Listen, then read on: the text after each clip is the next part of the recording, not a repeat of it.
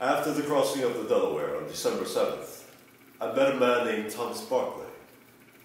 He invited myself and my officers to have dinner with his family.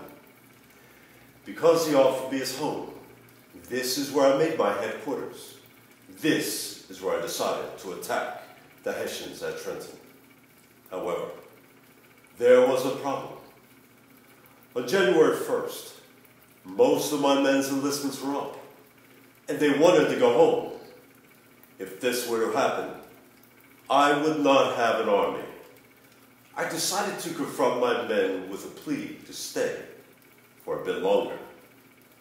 This was my plea. My brave fellows, you have done all I've asked you to do, and more than could be reasonably expected. But your country is at stake. Your wives, your houses, and all that you hold dear. I admire your incomparable patience and fidelity that you have exhibited. I understand your suffering, and I know of your pain. But our cause is just. We must be steadfast in our struggle for freedom and liberty.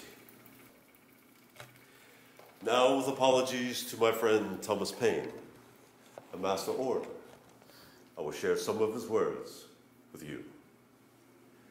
These are the times the Tremont souls, the summer soldier, and the sunshine patriot will, in this crisis, shrink from the service of his country.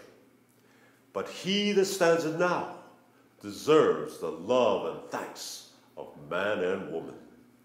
Tyranny, like hell, is not easily conquered. Yet, we have this consolation with us, that the harder the conflict, the more glorious the triumph. What we attain too cheap, we esteem too lightly. It is dearness only that gives everything its value. Heaven knows how to put a proper price upon its goods, and it would be strange indeed if so celestial an article as freedom should not be highly rated.